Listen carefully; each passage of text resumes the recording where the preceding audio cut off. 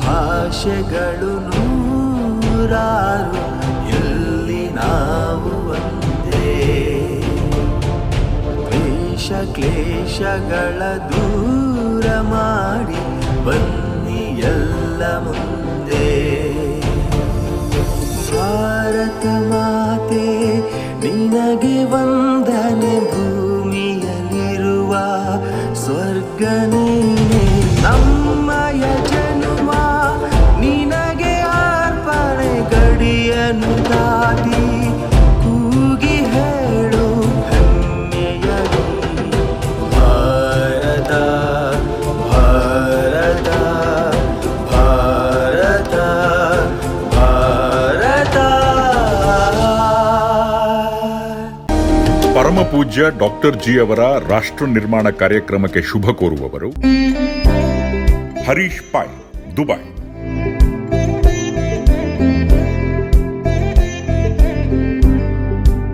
Rakesh Ganapati, Taiwan.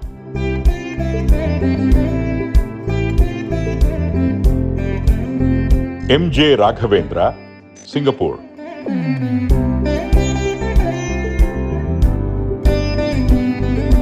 ಸಂಧ್ಯಾ ಶೆಟ್ಟಿಗಾರ್, ಅಂಡಮಾನ್.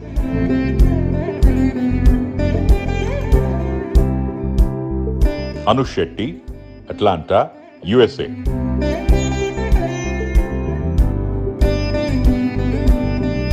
ಅನಿತಾ ನಂಜಪ್ಪ ದಂಪತಿಗಳು, ಬೆಂಗಳೂರು.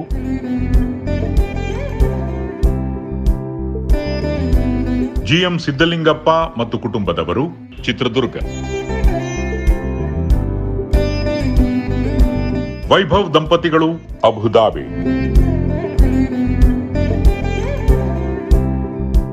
ಕಳೆದ 14 ವರ್ಷಗಳಿಂದ ಪ್ರತಿ ಗುರುವಾರ ರಾತ್ರಿ ಗಂಟೆ 9:30ಕ್ಕೆ ಸಹಸ್ರಾರು ಮಂದಿ ಸದ್ಭಕ್ತರಲ್ಲಿ ಆತ್ಮಶಕ್ತಿ ಜಾಗೃತಿಯನ್ನು ಮೂಡಿಸುವ ಪರಮ ಪೂಜ್ಯ ಡಾಕ್ಟರ್ ಜಿ ಅವರ ಚೇತೋಹಾರಿ ಕಾರ್ಯಕ್ರಮದ ಪಾವನ ಸಂಚಿಕೆ ಇದಾಗಿದೆ.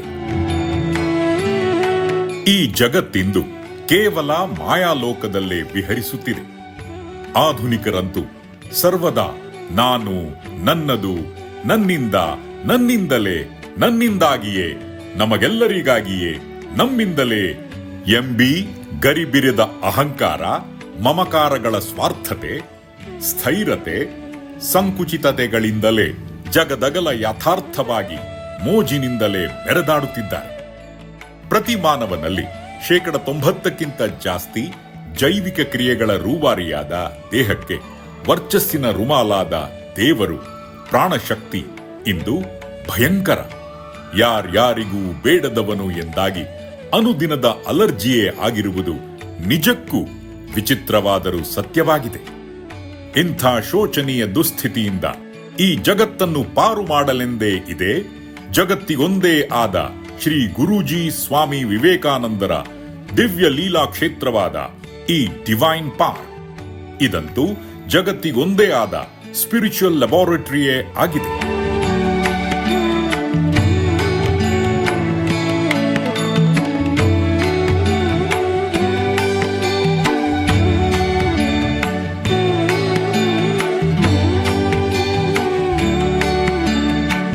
ಸ್ಪಿರಿಚುವಲ್ ಹೀಲಿಂಗ್ ಹಾಸ್ಪಿಟಲ್ ಕೂಡ ಆಗಿದೆ ಎಂಬುದಂತೂ ತೆರೆದ ಸತ್ಯವಾಗಿದೆ.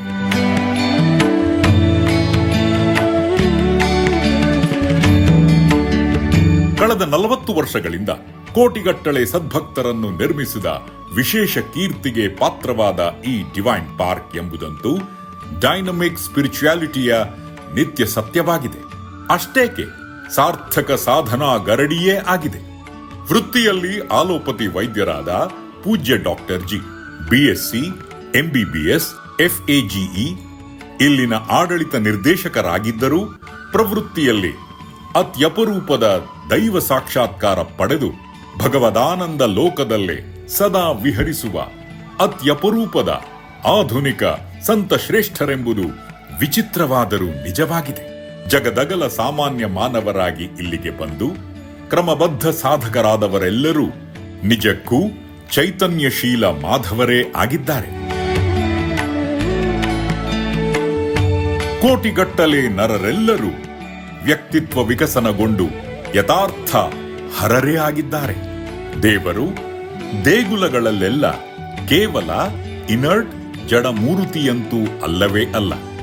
ನಿಜಕ್ಕೂ ಆತನಂತೂ ಸರ್ವದಾ ಆಲ್ ಅಲರ್ಟ್, ಚಿನ್ಮಯಿ, ಸರ್ವಶಕ್ತನೇ ಹೌದು ಎಂಬುದನ್ನು ಕಳೆದ 40 ವರ್ಷಗಳಿಂದಲೂ ಸಾಕ್ಷಾತ್ತಾಗಿ ಅನುಭವಿಸಿ ಪ್ರತಿ ಕ್ಷಣವೂ ಬಗೆ ಬಗೆಯಲ್ಲಿ ಭಗವದಾನಂದ ಲೋಕದಲ್ಲೇ ವಿಹರಿಸುವ ಪೂಜ್ಯ ಡಾಕ್ಟರ್ ಜಿ ಕ್ಷಣ ಕ್ಷಣವೂ ದೇವರೆಲ್ಲರ ಮಧುರವಾಣಿಯ ದಿವ್ಯಾನಂದವನ್ನಾಲಿಸುತ್ತಲೇ ದೇವರೆಲ್ಲರ ಸಾಕ್ಷಾತ್ ದರ್ಶನವಾದ ಭವ್ಯಾನಂದದ ಸೌಭಾಗ್ಯದಿಂದಲೇ ನಲಿದಾಡುವ ಸಂತ ಶ್ರೇಷ್ಠರೇ ಆಗಿರುವುದಂತೂ ಜಗದಗಲ ತಿಳಿಯದ ಪರಮ ಸತ್ಯವೇ ಆಗಿದೆ.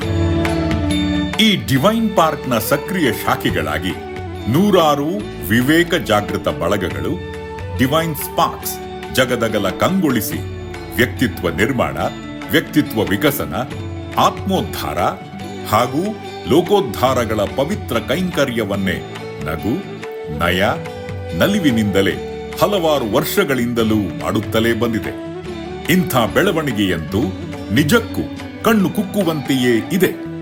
ಪ್ರತಿ ಗುರುವಾರದ ಶ್ರೀ ಶಂಕರ ವಾಹಿನಿಯ ಮೂಲಕ ಪೂಜ್ಯ ಡಾಕ್ಟರ್ ಜಿ ಅವರು ಡೈನಮಿಕ್ ಸ್ಪಿರಿಚುಯಾಲಿಟಿಯ ಬಹುಮುಖಗಳ ಬಗ್ಗೆ ಭಕ್ತರೆಲ್ಲರ ಮನೆ ಹಾಗೂ ಮನಗಳಲ್ಲಿ ಅದ್ಭುತವಾಗಿ ವಿಹರಿಸುತ್ತಲೇ ಬಂದು ಜಗತ್ತಿನಲ್ಲಿ ನವ ಆಧ್ಯಾತ್ಮಿಕ ವಿಶಿಷ್ಟ ಕ್ರಾಂತಿಯನ್ನೇ ಮಾಡುತ್ತಲೇ ಬಂದಿದ್ದಾರೆ.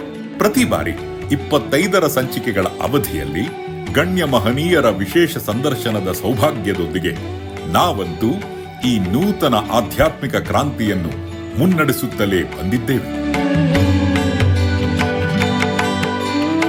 ಇಂದೀಗ ವಿಶೇಷ ಸಂಚಿಕೆಯಲ್ಲಿ ಬರಿಗಾಲಿನ ತರುಣ, ಕರ್ಮಯೋಗಿ, ಬೈಂದೂರಿನ ಶಾಸಕರಾದ ಗುರುರಾಜ ಗಂಟಿಹೊಳೆ ಅವರ ಗುರುಚಂದ್ರ ಸಂದರ್ಶನವನ್ನು ನೀಡುತ್ತಿದ್ದೇವೆ. ಅದಂತೂ ಸದಾ ಮೈ ನವಿರೇಳಿಸುವಂಥದ್ದೇ ಆಗಿದೆ. ಆಧುನಿಕ ಜನಮನದ ನಾನಾ ವಿಧದ ಪ್ರಶ್ನೆಗಳನ್ನೆಲ್ಲ ಕೇಳಿ ರೋಚಕ ರಮಣೀಯ ಉತ್ತರಗಳನ್ನೆಲ್ಲ ಹೊಮ್ಮಿಸಿದ್ದಂತೂ ಅತಿ ವಿಸ್ಮಯಕರವೇ ಆಗಿದೆ. ಆಲಿಸಿ, ಆನಂದಿಸಿ. ನಿಷ್ಠ ಸದ್ಭಕ್ತರಾದ ನಿಮ್ಮೆಲ್ಲರಲ್ಲೂ ಅನನ್ಯ ಇಷ್ಟಪ್ರೇಮ ಹಾಗೂ ಗುರುಭಕ್ತಿಗಳಂತೂ ಸರ್ವದಾ ಸಂವರ್ಧನೆಗೊಂಡು ನಿಮ್ಮೊಳಗೆ ಅನನ್ಯ ಕಾರ್ಯದಕ್ಷತೆ, ಕರ್ತವ್ಯಶೀಲತೆ, ಶಿಸ್ತು, ಸಂಯಮಗಳೆಲ್ಲವೂ ಅಕ್ಷಯವಾಗಿ ಮೂಡಿಬಂದು ನಿಮ್ಮೆಲ್ಲರ ಜೀವನವಂತೂ ನಿತ್ಯ ನೂತನವೂ ಸತ್ಯ ಪಾವನವೂ ಆಗಿ ನಿಮ್ಮ ಬಾಳೆಲ್ಲ ಬೆಳಕಾಗಿ ಬದುಕೆಲ್ಲ ಬಂಗಾರವಾಗಿ ಜೀವನವಂತೂ ಜೇನಾಗಲೇಬೇಕೆಂದು ಹಾರೈಸುವೆವು. ಗುರುಗಳೇ ನಮಸ್ತೆ. ನಮಸ್ತೆ. ನಮ್ಮಲ್ಲಿ ಆಧ್ಯಾತ್ಮಕ್ಕೆ ಮತ್ತೆ ಹೋರಾಟಕ್ಕೆ ಒಂದು ಚಿಂತನೆ ಅಂತ ನಾವು ಹೇಳ್ಕೊಂಡು ಬರ್ತೇವೆ, ಮಾಡಲೇಬೇಕು. ಅದರಲ್ಲಿ ಈಗ ಹಿಂದೆ ಋಷಿಗಳ ಪರಂಪರೆಯಲ್ಲಿ ಪ್ರಪಂಚ ಕಲ್ಯಾಣಕ್ಕೆ ಅವರೇನೋ ಒಂದಷ್ಟು ಮಾಡ್ತಾ ಇದ್ರು. ಆದರೆ ಅವರ ರಕ್ಷಣೆಗೆ ಕೊನೆಗೆ ಒಬ್ಬ ರಾಜ, ಒಬ್ಬ ಸೈನಿಕ, ಮತ್ತೊಬ್ಬ ಬೇಕೇ ಬೇಕಿತ್ತು. ಯಾಕಂದರೆ ಅವರ ಮೇಲೆ ದುಷ್ಟರ ಆಕ್ರಮಣ ಆಗ್ತಾಯಿತ್ತು. ಇವತ್ತಿನ ದಿನದಲ್ಲಿ ಹಿಂದುತ್ವ ಅಂತೇಳಿ ಹೇಳುವಂಥದ್ದು ಆ ರೀತಿ ಆಧ್ಯಾತ್ಮವನ್ನು ರಕ್ಷಣೆ ಮಾಡ್ಕೊಳ್ಳಿಕ್ಕೆ ಬೇಕಾದಂಥ ಒಂದು ಸೈನ್ಯವನ್ನು ಕಟ್ಟಬೇಕಾದ ಪರಿಸ್ಥಿತಿ ಬಂತು ನಮ್ಮ ಧರ್ಮಕ್ಕೆ. ಅಲ್ಲಿ ಪ್ರಪಂಚ ಕಲ್ಯಾಣ ಆಗಬೇಕಿದ್ದರೆ ಋಷಿ ಮುನಿಗಳಿರಬೇಕು, ಅವರ ರಕ್ಷಣೆಗೆ ಸೈನ್ಯ ಬೇಕು ಅನ್ನುವಂಥದ್ದಿದೆ. ಈ ಚಿಂತನೆಗೊಂದು ದೊಡ್ಡ ಯುದ್ಧವೇ ನಡೀತಾ ಇದೆ ಒಂದು ವೈಚಾರಿಕ ಜಗತ್ತಿನಲ್ಲಿ. ಇದೇನು ಹಿಂದುತ್ವ ಅಂತ ಹೇಳಿದ್ರೆ ಆಧ್ಯಾತ್ಮ, ನೀವು ಯಾಕೆ ಹೋರಾಟ ಮಾಡ್ತೀರಿ ಅಂತೇಳಿ ಹೇಳಿ ಇದನ್ನು ಅಷ್ಟು ಸುಲಭದಲ್ಲಿ ಅರ್ಥ ಮಾಡಲಿಕ್ಕಾಗಲಿಲ್ಲ. ಹೋರಾಟ ಮಾಡಬೇಕಾದವರು ನಮಗೆ ಗೊತ್ತಿದೆ. ನಮಗೇನು ಕೇಳಿದರೆ ಈ ನೆಲ ಆಧ್ಯಾತ್ಮದ ನೆಲ, ಈ ಆಧ್ಯಾತ್ಮದ ನೆಲ ಉಳಿಬೇಕಿದ್ರೆ ನಾವು ಹೋರಾಟ ಮಾಡಿ ಉಳಿಸ್ಕೋಬೇಕು. ಇನ್ಯಾರೋ ಒಬ್ಬ ಕೇಳ್ತಾನೆ ಆಧ್ಯಾತ್ಮದ ನೆಲ ಅಂತೇಳಿ ಹೇಳಿದ್ರೆ ಅಲ್ಲೆಲ್ಲವೂ ಶಕ್ತಿ ಇದೆ, ಮತ್ತು ನೀವೆಂತಕ್ಕೆ ಹೋರಾಟ ಮಾಡೋದು, ಅದು ಅದರಷ್ಟಕ್ಕೆ ಉಳಿಸ್ಕೋತದೆ ಅಂತೇಳಿ ಹೇಳಿ ನಮಗೆ ನಾವು ಬಂದಂಥ ಒಂದು ಚಿಂತನೆಯಿಂದ ನಮಗೊಂದು ಸ್ಪಷ್ಟತೆ ಇದೆ. ನಾವು ಹೋರಾಟ ಮಾಡಬೇಕು, ನಮ್ಮನ್ನೆಲ್ಲ ನಮ್ಮ ಸಂಸ್ಕೃತಿ ನಮ್ಮ ಧರ್ಮ ಉಳಿಬೇಕಿದ್ರೆ ನಾವು ಹೋರಾಟ ಮಾಡಬೇಕು ಅಂತ. ಈ ವೈಚಾರಿಕ ಪ್ರಶ್ನೆಗಳನ್ನುವಂಥದ್ದು ನಮ್ಮ ಹೋರಾಟವನ್ನು ಕನ್ಫ್ಯೂಸ್ ಮಾಡಿದೆ ಅಂತ ಹೇಳೋದಿಲ್ಲ, ಕನ್ಫ್ಯೂಸ್ ಮಾಡಿಸುವ ಪ್ರಯತ್ನಗಳಿರ್ತದೆ. ಪ್ರಪಂಚ ಒಂದು ದಾರಿಯಲ್ಲಿ ನಡ್ಕೊಂಡು ಹೋಗ್ತಾ ಇದೆ, ಆದರೆ ನೀವೇನು ಉತ್ತರ ಕೊಡ್ತೀರಿ ಗುರುಗಳೇ ಈ ದೃಷ್ಟಿ? ಅಲ್ಲ, ಇನ್ಫ್ಯೂಸ್ ಮಾಡೋದು, ಕನ್ಫ್ಯೂಸ್ಗಿಂತ ನಾವು ಇನ್ಫ್ಯೂಸ್ ಮಾಡ್ಬೋದು. ಯಾಕೆ ರಕ್ಷಣೆ ಮಾಡಬೇಕಂದ್ರೆ, ಒಂದು ನಮಗೆ ಇದರಿಂದ ಶಾಂತಿ ಸಮಾಧಾನ ಸಿಕ್ಕಿದೆ, ಬಂದವರೆಲ್ಲರೂ ಶಾಂತಿ ಸಮಾಧಾನದ ನೆರಳಿನಲ್ಲಿ ಇರಬೇಕು, ಅದು ಹೆಚ್ಚು ಕಾಲ ಬದುಕಬೇಕು ಇರಬೇಕು. ಹಾಗಾಗಿ ರಕ್ಷಣೆ ಮಾಡುವ ಉದ್ದೇಶ, ದುಷ್ಟರು ದುರಭಿಮಾನ ಇದ್ದವರು ಬಂದು ಅದಕ್ಕೆ ಕೈ ಹಾಕಿ ಅದನ್ನು ಚಿತ್ರ ವಿಚಿತ್ರ ಮಾಡಿ ಹಿಂಸೆಯಿಂದಾಗಿ ಅದರ ತೇಜಸ್ಸು ಕಡಿಮೆ ಆಗಬಾರ್ದು. ಏನು ಈಗ ಬಟ್ಟ ಬಯಲಿನಲ್ಲಿ ದಿಗಂಬರರೆಲ್ಲ ಇರ್ತಿದ್ರು, ಮಠ ಇಲ್ಲದೆ ಮರದ ನೆರಳಿನಲ್ಲಿ ಇರ್ತಿದ್ರು. ಎಷ್ಟು ಮಂದಿ ಉಳಿದ್ರು ಎಷ್ಟು ಮಂದಿ ಹೋದರೂ ಗೊತ್ತಿಲ್ಲ. ಆದರೆ ನಿಜವಾಗಿಯೂ ಧರ್ಮಕ್ಕೆ ರಕ್ಷಣೆ ಬೇಡ. ಆದರೆ ರಕ್ಷಣೆ ಕೊಡೋದು ಯಾಕಂದರೆ ಮುಂದಿನ ದಾರಿ ಸುಗಮವಾಗಬೇಕು, ಮುಂದೆ ಬರುವವರು ಕಷ್ಟಪಡಬಾರ್ದು. ಇದೊಂದು ಸತ್ಯ ಇದೆ, ಸತ್ಯ ಚಿರಂಜೀವಿಯಾಗಿ ಈ ಸತ್ಯ ಅಳಿಯದೆ ಉಳಿಯುತ್ತದೆ ಖಾತ್ರಿ ಆಗಲಿಕ್ಕಾಗಿ ನಾವೀಗ ಇರುವಾಗ ರಕ್ಷಣೆ ಕೊಡಬೇಕು. ಆದರೆ ನಿಜವಾಗಿಯೂ ರಕ್ಷಣೆಯಿಂದಲೇ ಧರ್ಮ ಇರುವುದಲ್ಲ. ಧರ್ಮ ಆ ನಿಯಮ, ಸಹಜ ಧರ್ಮ, ಸಹಜ ದಾರಿ ಅದರಷ್ಟಕ್ಕೆ ಇರುತ್ತದೆ. ಸರ್ವಶಕ್ತನಾದ ಭಗವಂತ ವಿಶ್ವವ್ಯಾಪಿಯಾಗಿ ಇರುವವ ಅದರ ಮೇಲ್ತನಕ್ಕೆ ನೋಡುತ್ತಾನೆ. ನಾವು ಮಾಡುವುದೇನೆಂದರೆ ನಾವೊಂದು ಅಳಿಲ ಸೇವೆ ಮಾಡೋದು ನಮ್ಮದಾದ ಒಂದು ದಾರಿಯಿಂದ. ಈ ದಾರಿಗೆ ಒಂದು ಭದ್ರ ರಕ್ಷಣೆ ಅದೇ ಸರ್ವಸ್ವ ಅಲ್ಲ, ನನ್ನ ಪಾಲಿನ ಒಂದು ಕರ್ತವ್ಯವಾಗಿ ಹಲವರ ಉದ್ಧಾರಕ್ಕಾಗಿ ನೆರವು ಬರಲಿ ಅಂತ ಒಂದು ಹೋರಾಟ ಮಾಡಿ ಧರ್ಮದ ಮೂಲಕವೇ ರಕ್ಷಣೆ ನೀಡುವುದು. ಅದು ಎಷ್ಟು ಅಂಶ ಆಗುತ್ತದೆ ಗೊತ್ತಿಲ್ಲ, ಬಟ್ ನನ್ನ ಪಾಲಿನ ಕರ್ತವ್ಯ ಈ ಧರ್ಮವೂ ಉಳಿಯಬೇಕು, ಚಿರಂತನವಾಗಿ ಚಿರಂಜೀವಿಯಾಗಿ ಇರಬೇಕಂತ ಮಾಡೋದಷ್ಟೇ. ನಮ್ಮ ದೇಶದಲ್ಲಿ ಸಂತರಿದ್ದಾರೆ, ಸೈನಿಕರಿದ್ದಾರೆ, ಇದ್ದಾರೆ. ನಾವಿಬ್ಬರನ್ನೂ ಆರಾಧಿಸ್ತೇವೆ. ಖಂಡಿತ. ಸಂತರು ಅನ್ನೋರು ಚಿಂತನೆ ಮಾಡ್ತಾರೆ, ಈ ದೇಶ ಈ ದಿಕ್ಕಿನಲ್ಲಿ ಹೋಗಬೇಕು ಅಂತ ಹೇಳ್ತಾರೆ. ಸೈನಿಕರು ಅನ್ನೋರು ಆ ಸಂತ ನಿರ್ಣಯಿಸಿದ ರಕ್ಷಣೆ ಸೈನ್ಯ ಯೋಚನೆಯನ್ನು ರಕ್ಷಣೆ ಮಾಡಲಿಕ್ಕೆ ಹೋಗ್ತಾರೆ.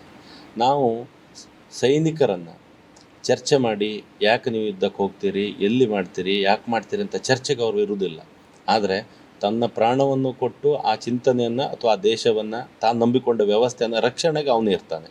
ಕೆಲವೊಮ್ಮೆ ನಾವು ಸೈನಿಕರ ಚರ್ಚೆಗೆ ಬೀಳ್ತೇವೆ, ಇಡೀ ದೇಶದಲ್ಲಿ ಮಾಧ್ಯಮದಲ್ಲಿ ಮತ್ತೊಂದು ಕಡೆಯಲ್ಲಿ ನೋಡ್ತೇವೆ. ಅವರ ನಂಬಿಕೆಯನ್ನು ಪ್ರಶ್ನೆ ಮಾಡಲಿಕ್ಕೆ ಹೋಗ್ತಾರೆ. ಅವರು ಪ್ರಾಣತ್ಯಾಗ ಮಾಡಲಿಕ್ಕೆ ಇರುವವರು ಅಥವಾ ಪ್ರಾಣತ್ಯಾಗ ಮಾಡಿ ದೇಶದ ರಕ್ಷಣೆಗೆ ಇರುವವರು. ಇದು ಒಂದು ಆವಾಸದ ಸಂದರ್ಭ ಅಂತ ಅನ್ನಿಸ್ತದೆ. ಅವನ ನಂಬಿಕೆಯನ್ನು ಪ್ರಶ್ನೆ ಮಾಡೋದು, ಪ್ರಶ್ನೆ ಮಾಡಬೇಕಾದಲ್ಲಿ ಪ್ರಶ್ನೆ ನಡೀತಿಲ್ವೇನೋ, ಹಾಗಾಗಿ ಗೊಂದಲ ಆಗ್ತಿದೆಯೇನೋ ಅಂತ ನನ್ನ ಪ್ರಶ್ನೆ. ಅಲ್ಲ, ಪ್ರಶ್ನೆ ಕೇಳಬೇಕಾದ್ದು ಮನುಷ್ಯ ಸಹಜ ಪ್ರವೃತ್ತಿ. ನಾನು ಹೇಳೋದಾದ್ರೆ ಅವ್ರಿಗೊಂದು ಕುತೂಹಲ ಇದ್ದೇ ಇರುತ್ತಲ್ಲ, ಕುತೂಹಲವನ್ನೇ ಬಂದ್ ಮಾಡಿ ಬಾಯಿ ಮುಚ್ಕೊ ಅಂತ ಹೇಳಿದರೆ ಅದು ಬಲಾತ್ಕಾರ ಆಗುತ್ತದೆ. ಅದಕ್ಕೆ ನಾನು ಒಪ್ಪೋದಿಲ್ಲ. ಪ್ರಶ್ನೆಗೆ ಉತ್ತರ ಸರಿಯಾಗಿ ಸಿಕ್ಕಲಿಲ್ಲ ಅಂದರೆ ರೆಫರ್ ಮಾಡಿ ಹೇಳಿ. ಉತ್ತರ ಇಲ್ದಿದ್ದ ಪ್ರಶ್ನೆಯೇ ಇಲ್ಲ. ಸೊ ಚಿಕಿತ್ಸೆ ಇಲ್ದಿದ್ದಕ್ಕೆ ರೋಗವೇ ಇಲ್ಲ ಅಂದಾಗೆ ನನ್ನ ಇಡೀ 73 ವರ್ಷದ ಬದುಕಿನಲ್ಲಿ ನಾನು ಪ್ರತಿಯೊಂದೂ ರೀಸನೇಬಲ್ ಆಗಿ ತಗೊಂಡವ. ಯಾಕಂದರೆ ಆ ಕ್ವಶ್ಚನಿಂಗ್ ಮೈಂಡ್ ಇದೆಯಲ್ಲ, ಅದು ಸಹಜ ಪ್ರವೃತ್ತಿ, ಬೆಳವಣಿಗೆ ಒಂದು ಸ್ಟೇಜ್. ಅದು ಕ್ವಶನ್ನೇ ಇರ್ದಿದ್ದಂಗೆ ನೋಡಿದ್ರೆ ನೀವು ಉತ್ತರ ಕೊಡಿ. ಯಾಕೆ ಕ್ವಶನ್ ಇರೋದಿಲ್ಲ? ಯಾವಾಗ ಉತ್ತರ ಬರ್ತದೋ ಕ್ವಶನ್ ತೇಲಿ ಹೋಗುತ್ತದೆ, ಅದು ತನ್ನ ಅಸ್ತಿತ್ವವನ್ನೇ ಕಳ್ಕೊಳ್ಳುತ್ತೆ. ಕ್ವಶನ್ ಕೇಳಬೇಡಿ ಅನ್ನೋದು ಅದು ದರ್ಪ ಆಗುತ್ತೆ. ನಾನು ಹೇಳಿದ ಅಹಂಕಾರದ ಒಂದು ಮುಖ. ಅದಕ್ಕೆ ನೀವು ಉತ್ತರ ಹೇಳಿ, ಸರಿಯಾದ ಉತ್ತರ ನನಗೆ ಮನವರಿಕೆ ಆಯಿತು, ಮನವರಿಕೆ ಆಯಿತು ಅಂದರೆ ನಾನು ನಿಮ್ಗೆ ಪುನಃ ನಾನು ನಿಮ್ಗೆ 100% ಒಬ್ಬ ಆಗ್ತೇನೆ. ಅಲ್ಲಿ ತಪ್ಪೇನಿಲ್ವಲ್ಲ. ಕ್ವಶನ್ ಕೇಳೋದು ಅವಿಧೇಯತೆ ಅಲ್ವೇ ಅಲ್ಲ ನನ್ನ ದೃಷ್ಟಿಯಲ್ಲಿ. ಕುತೂಹಲಕ್ಕಾಗಿ, ಜಿಜ್ಞಾಸೆಗಾಗಿ ಒಬ್ಬ ವ್ಯಕ್ತಿ ಕೇಳ್ತಾನೆ ಅಂದರೆ ಬೇಷ್ ಅನ್ಬೇಕು, ಇನ್ನೆಷ್ಟು ಕೇಳು ಮತ್ತಷ್ಟು ಕೇಳುವುದು. ಅಧ್ಯಾತ್ಮ ಸಾಧಕ ಮತ್ತು ಆಧ್ಯಾತ್ಮ ಬೋಧಕ ಅಂತ ಎರಡು ಶಬ್ದ ಕೇಳಿದ್ದೇನೆ. ಆಧ್ಯಾತ್ಮ ಸಾಧಕ ಅನ್ನೋನು ಅವನು ತನಗೆ ಬಂದ ಪ್ರಶ್ನೆಗಳನ್ನು ಉತ್ತರ ಕಂಡುಕೊಳ್ತಾ ಅಂತರ್ಮುಖಿಯಾಗಿ ಸಾಧಿಸ್ತಾ ಮುಂದೆ ಹೋಗಿ ತಲುಪಿಬಿಡ್ತಾನೆ. ನಾನು ಮನುಷ್ಯರಿಗೆ ಸಿಗ್ತಾನೆ ಅಂತಿಲ್ಲ, ಅವನಿಗೆ ಹೆಚ್ಚು ಹುಚ್ಚು ಆಧ್ಯಾತ್ಮವನ್ನು ತಿಳ್ಕೊಳ್ಳುವಂಥದ್ದು, ಸಾಧಿಸುವಂಥದ್ದು. ಆದರೆ ಆಧ್ಯಾತ್ಮ ಬೋಧಕರಿಲ್ಲದೆ ಇದ್ದರೆ ಆಧ್ಯಾತ್ಮ ಸಾಧಕರು ಆಗಲಿಕ್ಕಾಗೋದಿಲ್ಲ. ಸೊ ಈ ದೃಷ್ಟಿಯಲ್ಲಿ ಈ ಹಂತದಲ್ಲಿ ನಾನು ಕೇಳ್ಕೊಳ್ಳೋದು ನಿಮ್ಮನ್ನು, ನೀವು ಆಧ್ಯಾತ್ಮ ಸಾಧಕರು, ಆಧ್ಯಾತ್ಮ ಬೋಧಕರು? ಅಲ್ಲಿ ಒಂದು ಕ್ವಶನ್ ಇದೆ, ಬೀಜ ಮೊದಲು ವೃಕ್ಷ ಮೊದಲು ಅಂತ. ಸಾಧಕ ಅವ ನಿಜವಾಗಿಯೂ ಜಾಣನಾದರೆ, ಜಾಣ್ಮೆಯಿಂದ ಪದೇ ಪದೇ ಪಾಲಿಶ್ ಆದದ್ದೇ ಆದರೆ, ಪಾಲಿಸಿ ಅಂತ ಬೇಡಿದ್ದರೆ ಆದರೆ ಭಗವಂತ ಒಲಿತಾನೆ. ಭಗವಂತ ಒಲಿದಾಗ ನಾನಾ ರೀತಿಯಲ್ಲಿ ಭಗವಂತನ ಸ್ಪರ್ಶ, ಭಗವಂತನ ವಾಣಿ, ಭಗವಂತನ ದರ್ಶನ ಎಲ್ಲ ಸಿಗುತ್ತದೆ. ಆಗ ಸಾಧಕನಿಗೆ ಎಕ್ಸ್ಟ್ರಾ ಪಾಲಿಶ್ ಸಿಕ್ಕಿದಂಗೆ, ಗರಿ ಮೂಡಿದಂಗೆ, ಗುರಿಯತ್ತ ಹೋಗಲಿಕ್ಕೆ ಆಕ್ಸಿಲರೇಷನ್ ಒತ್ತಿದಂತೆ ಅವನಿಗೆ ಜೀವನ ಮತ್ತಷ್ಟು ಸುಲಭವಾಗುತ್ತದೆ, ಸುಸೂತ್ರವಾಗುತ್ತದೆ, ಸುಂದರವಾಗುತ್ತದೆ, ಸುಲಲಿತವಾಗುತ್ತದೆ. ಆಗ ಅವಕಾಶ ಬಂದಾಗ ಆತನೇ ಬೋಧಕನಾಗುತ್ತಾನೆ. ಯಾಕಂದರೆ ನನ್ನ ಸಾಧನೆ ಮುಂಚೆ ಕುಂಟುತ್ತಾ ಇತ್ತು. ಆಮೇಲೆ ಭಗವಂತನ ವಿಶೇಷ ಒಂದು ಆದರ್ಶದ ಒಂದು ಆಶೀರ್ವಾದದಿಂದಾಗಿ ನನಗೂ ಕೂಡ ಶಕ್ತಿ ಬಂತು, ಯುಕ್ತಿ ಬಂತು, ಭಕ್ತಿ ಬಂತು, ವಿರಕ್ತಿ ಬಂತು, ವಿಮುಕ್ತಿ ಬಂತು. ಹಾಗಾಗಿ ನಾನೂ ಕೂಡ ಮೇಲೇರಿದೆ ಅಂತ ತೀವ್ರ ಒತ್ತಡ ಬಂದಾಗ ಅವ ಬದುಕನಾಗ್ತಾನೆ. ತನ್ನ ಸ್ವಂತ ಅನುಭವದ ನೆಲೆಯಲ್ಲಿ ಭದ್ರ ಅಡಿಪಾಯ ಹಾಕಿದವ ಮೇಲೆ ಗೋಡೆ ಕಟ್ತಾನೆ, ಆಮೇಲೆ ಮಾಡ್ತಾನೆ. ಸ್ವಂತ ಅನುಭವದ ನೆಲೆಯಿಂದ ಒಂದು ಮನೆಯನ್ನೂ ಕೂಡ ಮಾಡ್ತಾನೆ. ಸೊ ಮನನ ಸಾಧಕ, ಮಂಥನ ಬೋಧಕ, ಇವೆರಡೂ ಒಂದಕ್ಕೊಂದು ಪೂರಕ ಮತ್ತು ಪ್ರೇರಕ. ಹಾಗಾಗಿ ಯಾರು ನಿಜವಾದ ಸಾಧಕರು ಅವರು ಬೋಧಕರಾದಾಗ ಅವ್ರು ಮತ್ತಷ್ಟು ಶೂನ್ಯರಾಗುತ್ತಾರೆ, ಜಾಂಬವಂತರಾಗುವುದಿಲ್ಲ. ಅವ್ರಿಗೆ ಜಂಬ ಬಂತು ಅಂದರೆ ಅವರ ಸಾಧನೆ ನಿಲ್ಲುತ್ತದೆ. ಆಗ ಯಾವ ಅನುಭವವೂ ಕೂಡ ಆಗುವುದಿಲ್ಲ. ಅವರು ಮತ್ತಷ್ಟು ವಿಫಲ ಆಗುತ್ತಾರೆ, ಇಲ್ಲದೇ ಸಫಲ ಆಗುತ್ತಾ ಹೋಗುತ್ತಾರೆ. ಭಗವಂತನೇ ಒಳಗಿದ್ದಾನೆ ಎಂಬುದನ್ನು ಖಂಡಿತವಾಗಿ ಅವರ ಅನುಭವದ ಕಡೆಯಿಂದ ಇನ್ನೊಬ್ಬರಿಗೆ ತೋರಿಸುತ್ತಾರೆ. ಗುರುಮಾರರ ಜೀವನ ನೋಡಿದರೆ ಅವರು ಮುಟ್ಟಿದ ತಕ್ಷಣ ಸಂಶಯವನ್ನೆಲ್ಲ ಹಾರಿಸುತ್ತಿದ್ದು ಅಂಥ ಅನುಭವ ಸಾಧ್ಯ. ಯಾಕಂದರೆ 100% ಪ್ಯೂರಿಟಿ ಅವರಲ್ಲಿತ್ತು. ಆಡಿದಂತೆ ಮಾಡಿದರು, ಮಾಡಿದಂತೆ ಆಡಿದರು, ಹಾಗಾಗಿ ಸಾಧ್ಯ.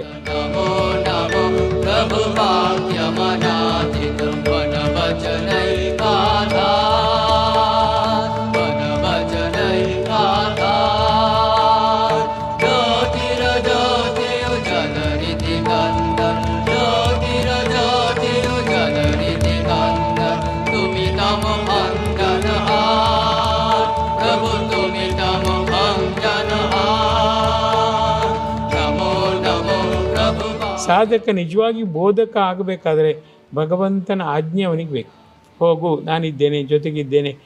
God is now here, nowhere ಅಲ್ಲ, ನೌ ಹಿಯರ್ ಎಂಬ ಭಾವನೆ ಅವರ ಅಂತರಂಗದ ಪ್ರತಿ ಕಣದಲ್ಲೂ ಬಂತಂತಾದರೆ ಅವ ಯಥಾರ್ಥ ಸಾಧಕ ಆದವ ಸಾರ್ಥಕ ಬೋಧಕ ಆಗುತ್ತಾನೆ. ಹಾಗಾಗಿ ಬೋಧಕರೇ ಬೇರೆ, ಸಾಧಕರೇ ಬೇರೆ ಅಲ್ಲ. ಸಾಧಕನ ಮುಂದಿನ ಅವನ ಉನ್ನತಿಯ ಒಂದು ಲಕ್ಷಣವೇ ಬೋಧಕನಾಗೋದು, ಅಷ್ಟೇ, ಮತ್ತೇನಲ್ಲ. ಮನುಷ್ಯನಿಗೂ ಮತ್ತು ಪ್ರಕೃತಿಗೊಂದು ಯುದ್ಧ ನಡೀತಾ ಇರುತ್ತೆ.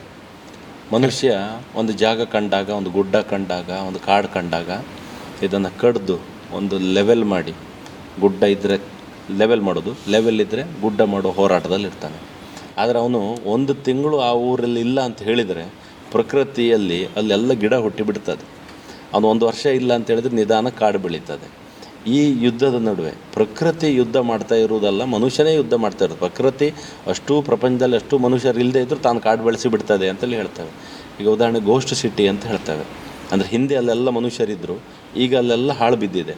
ನಮ್ಮ ಪ್ರಕಾರ ಹಾಳು ಬಿದ್ದದ್ದು, ಪ್ರಕೃತಿ ಪ್ರಕಾರ ತಾನು ಉಳಿಸಿಕೊಂಡದ್ದು ಅಂತಿದೆ. ಈ ಯುದ್ಧ ಎಲ್ಲಿವರೆಗೆ ಹೋಗ್ತಾ ಇರ್ತದೆ? ನಿಜವಾಗಿಯೂ ನಾವು ಪ್ರಕೃತಿಯ ಜೊತೆ ಮಾತೇ ಆಡೋದಿಲ್ಲ, ದೊಡ್ಡ ತಪ್ಪು.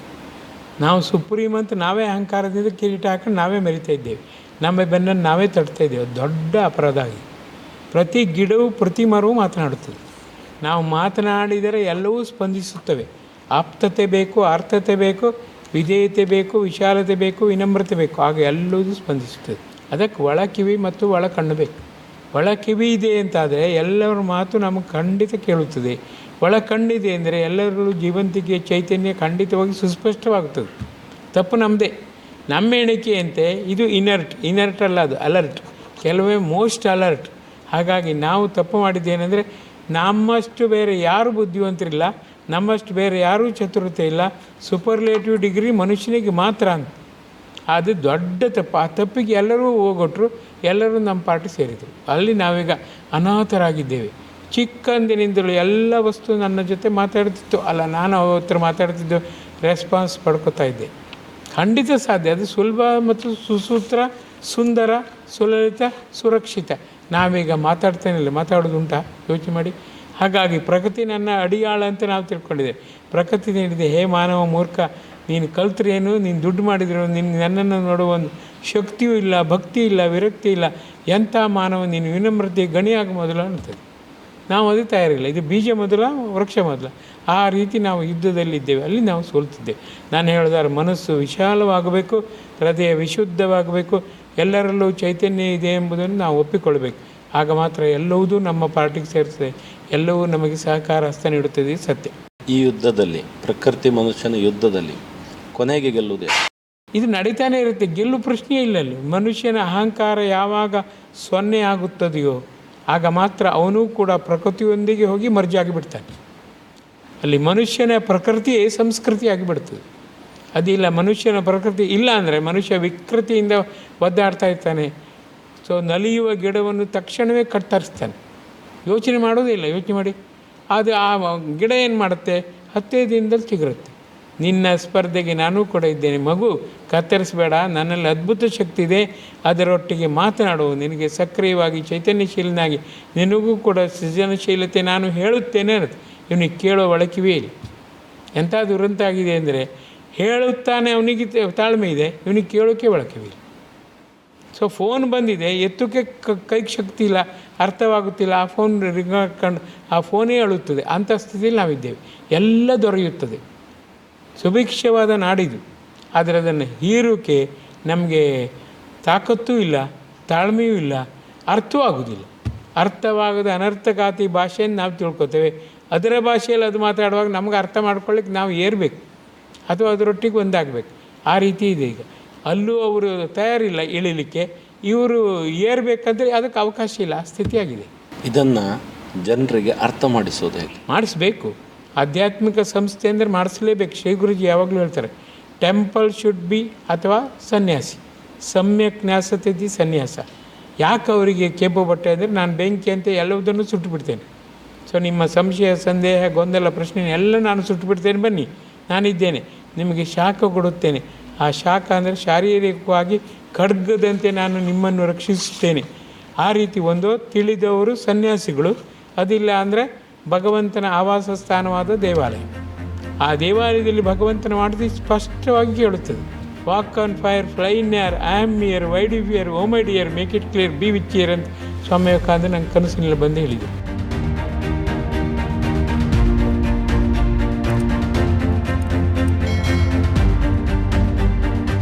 ಅದನ್ನು ನಾವು ಡಿವೈನ್ ಪಾರ್ಕ್ ಹೊರಗಡೆ ಹಾಕಿದ್ದೇವೆ. ಇದೆಲ್ಲ ಸತ್ಯ, ಭಗವದ್ವಾಣಿ ಸತ್ಯ, ಭಗವಂತನ ವಿಷನ್. ಯೋಚನೆ ಮಾಡಿ, ಅದು ದರ್ಶನ ಭಾಗ್ಯ. ಯಾವುದು ಇಲ್ಲ ಅಂದರೆ ಭಗವಂತನ ವಾಯ್ಸ್, ಅವನ ಸಂದೇಶ ಎಲ್ಲವೂ ನಮ್ಮ ದೇವಸ್ಥಾನದಲ್ಲಿ ಓಪನ್ ಸೀಕ್ರೆಟ್ ಆಗಿದೆ. ಬರ್ತಾ ಬರ್ತಾ ಬರ್ತಾ ಅದಕ್ಕೆ ನಾವು ಗಮನ ಕೊಡಲೇ ಇಲ್ಲ. ಬರೀ ನಿರ್ಜೀವ ಮೂರ್ತಿಗೆ ಹೂ ಹಾಕೋದು, ಹಾಲು ಹಾಕೋದು, ಅಭಿಷೇಕ ಮಾಡೋದು, ಪೂಜೆ ಮಾಡೋದು, ಆರತಿ ಮಾಡೋದು, ಇಷ್ಟೇ ನೋಡೋದು. ಆರತಿಯ ಉದ್ದೇಶ ಏನು? ಹೂವಿನ ಉದ್ದೇಶ ಏನು? ನೀನು ಬಯಸುವ ಪ್ರೀತಿ, ತಾಳ್ಮೆ, ಕ್ಷಮೆ, ಕರ್ತವ್ಯತೆ, ನಿಸ್ವಾರ್ಥತೆ, ಪಂಚ ಈ ಗುಣಗಳನ್ನು ಹೂವಿನ ಮೂಲಕ ಸದಾಕಾಲ ನಾನು ಆರಾಧಿಸಿ ಅರ್ಪಿಸಿ ಸಂತೋಷದಿಂದ ಈ ಪಂಚದೈವಿ ಗುಣಗಳ ಗಣಿಯಾಗಿ ದಿನಚರಿಯಲ್ಲಿ ಮುಂದಾಗುವೆ, ನಿನ್ನ ಆಶೀರ್ವಾದ ಕೊಡು. ಆ ರೀತಿ ಅರ್ಥ ಮಾಡಿ ನಾವು ಹೂ ಏರಿಸ್ತೇವೆ. ಮಳೆಯ ಅಭಿಷೇಕದ ಉದ್ದೇಶವೇ ಅದು. ಈ ರೀತಿ ನಾನು ಮೇಲಿನಿಂದ ನೀರು ಹಾಕಿದಂತೆ ಸದಾಕಾಲ ನೀನು ಕೃಪೆ ಹರಿಸಿ ವಾತಾವರಣದಲ್ಲಿ ಮಳೆಯನ್ನು ನೀನು ಉದುರಿಸಿ ಈ ಭೂಮಿಯನ್ನು ಸದಾಕಾಲ ತೇವಭರಿತವಾಗಿ ಮಾಡೋ. ಎಂಥ ಅದ್ಭುತವಾದ ಶ್ರೀ ಗುರುಜಿಯ ನಮ್ಮ ಅವರು ಹೇಳುವ ಒಂದು ದೃಷ್ಟಿ, most scientific, most spiritual, most dynamic.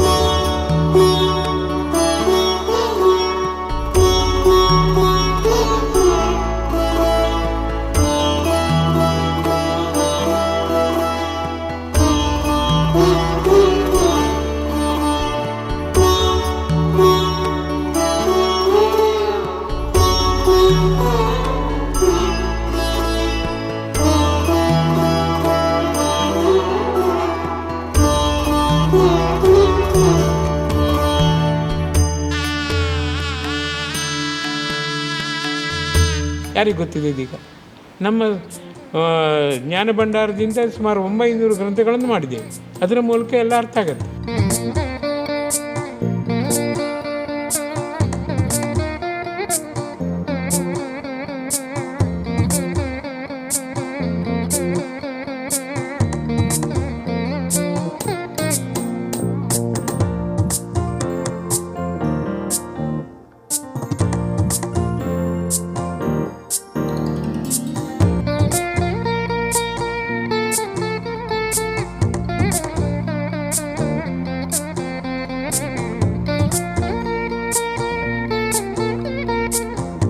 ಆಧುನಿಕ Swami Vivekananda too rational, too dynamic. ಅವರ ಗರಡಿಯಲ್ಲಿ ಬೆಳೆದದ್ದಕ್ಕಿಂತ ಡಿವೈನ್ ಪಾರ್ಕಿಗೆ ಸ್ವಲ್ಪ ಡಿವೈನ್ ಸ್ಪಾರ್ಕಿನ ಮೂಲಕ ಬೆಳಗಿದೆ.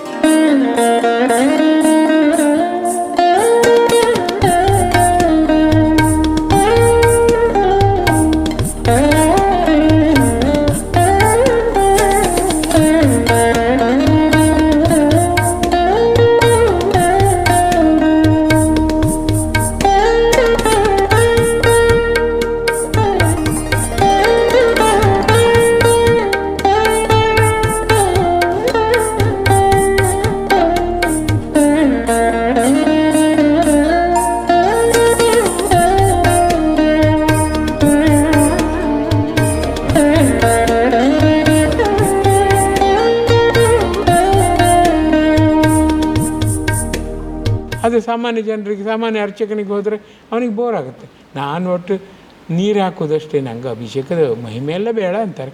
ನಾವು ಧರ್ಮದವರು ಕೂಡ ಅಭಿಷೇಕದ ಮಹಿಮೆಯನ್ನು ಹೇಳಿ ಅಂತ ಹೇಳ್ತೇವೆ. ಅವರಿಗೊಂದು ವೇದಿಕೆ ಕೊಡ್ತಾ ಇಲ್ಲ. ಅರ್ಚಕರನ್ನು ಕೂರಿಸಿ ನಾವೊಂದು ಅವ್ರ ಹತ್ರ ಮಾತಾಡಿಸ್ತೇವೆ, ನಿಮ್ಮ ಅನುಭವ ಹೇಳಿ ಅಂತ ನಾವು ಎಲ್ಲರೂ ಮಾತಾಡಿದ್ದುಂಟ. ಪ್ರತಿ ಅರ್ಚಕನಿಗೂ ಅನುಭವ ಆಗುತ್ತದೆ, ಒಳ ಕಿವಿ ಒಳ ದೃಷ್ಟಿ ಇದೆ ಅಂತಾದರೆ. ಅವ ಹೆದರ್ಕೊತಾನೆ, ಒಂದು ಇದು ಎಂತ ಭ್ರಮೆ ಅಂತಾನೆ, ಒಂದು ನಂಗೆ ಬೇಕಾಗಿಲ್ಲ ಅಂತ ತಿರಸ್ಕರಿಸ್ತಾನೆ. ಯೋಚನೆ ಮಾಡಿ, ಆಧುನಿಕ ಯುಗದಲ್ಲಿ ಎಲ್ಲ ನಾವು ಮಾಡಿಫೈ ಮಾಡಿದ್ದೇವೆ, ರಿವಲ್ಯೂಷನ್ ತಂದಿದ್ದೇವೆ, ರಿಫಾರ್ಮೇಷನ್ ತಂದಿದ್ದೇವೆ. ಆಧುನಿಕಲ್ಲಿ spiritual way of thinking, thanking, inking, seeing, seeking ಮಾಡಲೇ ಇಲ್ಲ. ತಪ್ಪು ಯಾರದ್ದು? ಜನರದ್ದೇ ತಪ್ಪು. ಅಥವಾ ಈಗಿನ ಲೀಡರ್ ಅಂತ ಒಂದು ಅಧ್ಯಾಯ ಇದ್ದಾರೆ, ಅವ್ರದ್ದೇ ತಪ್ಪು. ಸ್ವಾಮಿಗಳೆಲ್ಲ ಈ ಮಟ್ಟಕ್ಕೆ ಇಳಿತಾರ? ಯೋಚನೆ ಮಾಡ್ತಾರಾ? ಯೋಚನೆ ಮಾಡಿ. ಕೇವಲ ಪಾದ ಪೂಜೆ, ಗುರುಜಿ ಯಾವಾಗಲೂ ಹೇಳ್ತಾರೆ, ಪಾದ ಹೋಯ್ತೀಗ ರೋಮ ಪೂಜೆ ಬಂತು. ಯೋಚನೆ ಮಾಡಿ, ಉಗ್ರ ಪೂಜೆ ಬಂತು.